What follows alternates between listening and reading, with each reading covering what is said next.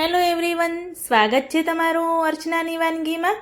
તો આજે હું અહીંયા ગરમીમાં ઠંડી ઠંડી ખાવાની મજા પડે તેવી અને બાળકોની ખૂબ જ ફેવરિટ ફ્લેવર એટલે કે ચોકલેટ કેન્ડી બનાવી એની રેસીપી તમારી સાથે હું શેર કરીશ।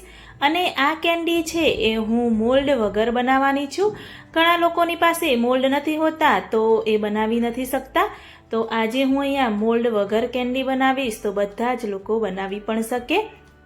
તો વિડીયો ગમે તો સ્કીપ કર્યા વગર એન્ડ સુધી આ વિડીયોને તમે જોતા રહેજો। તો ચોકલેટ કેન્ડી બનાવવા માટે મેં અહીંયા ચોકલેટ ફ્લેવરમાં એટલે કે ક્રીમવાળા ઓરિયો બિસ્કિટ લઈ લીધા છે। તમે કોઈ પણ બિસ્કિટ ચોકલેટ ફ્લેવરમાં લઈ શકો છો। આ જે ક્રીમ છે બિસ્કિટમાં એ આપણે દૂર નથી કરવાની, એમ જ આપણે એને રાખવાની છે।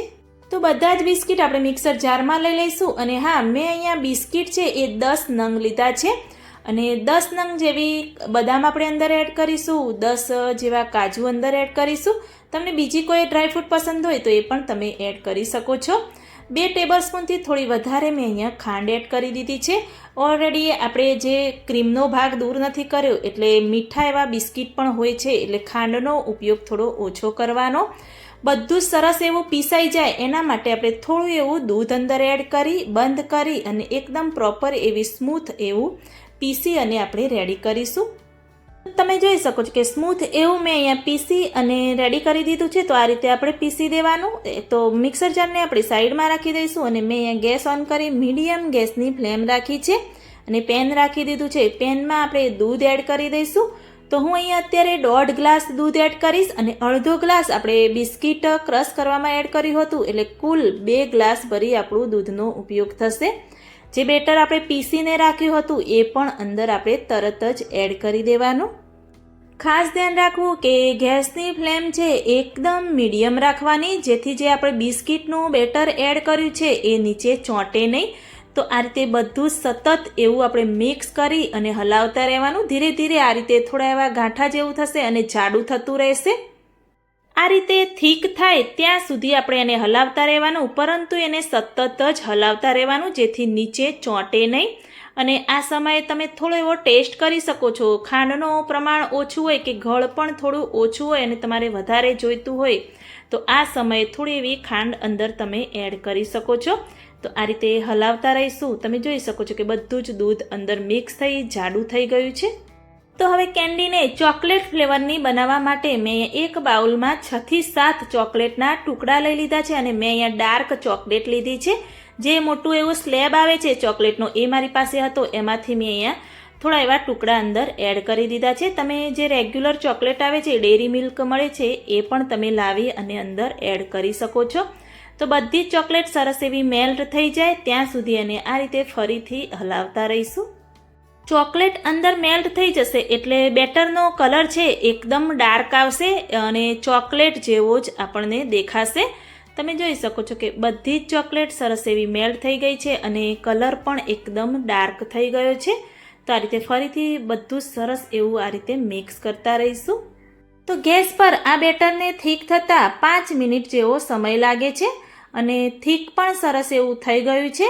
તો આ સમયે આપણે ગેસની ફ્લેમ બંધ કરી દઈશું અને પેનને આપણે નીચે ઉતારી એકદમ પ્રોપર એવું ઠંડુ થાય ત્યાં સુધી આપણે એને ઠંડુ થવા દેવાનું છે।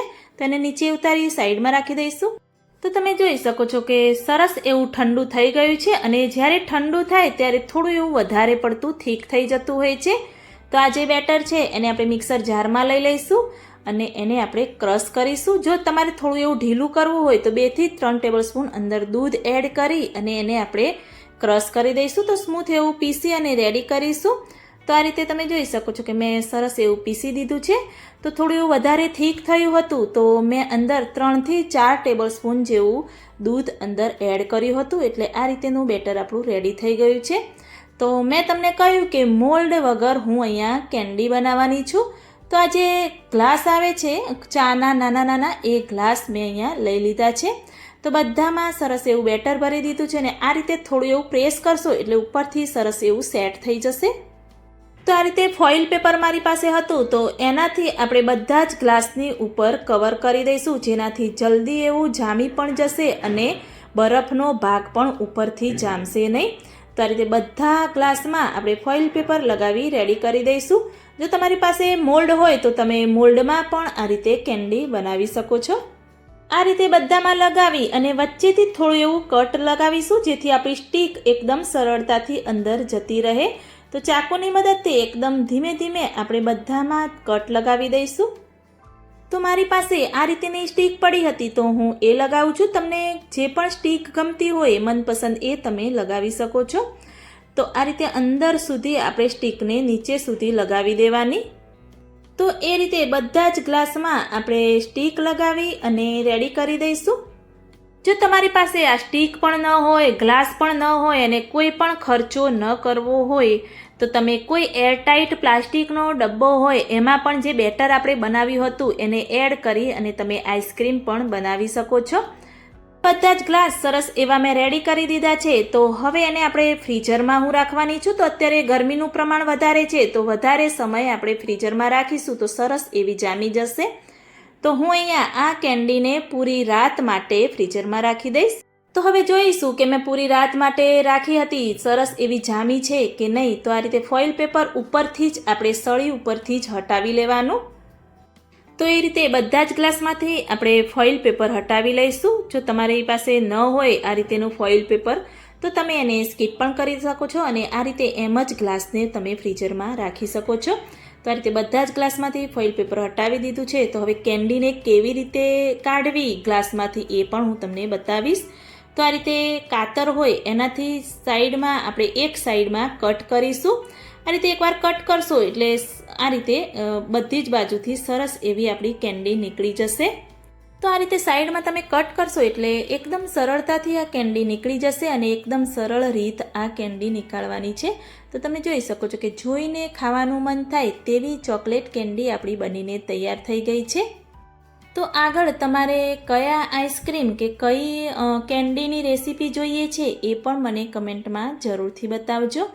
તો મોલ્ડ વગર ઘરે એકદમ સસ્તી પડતી ચોકલેટ કેન્ડી બનાવી મેં અહીંયા રેડી કરી છે અને બાળકોની તો ખૂબ જ એવી ફેવરિટ છે.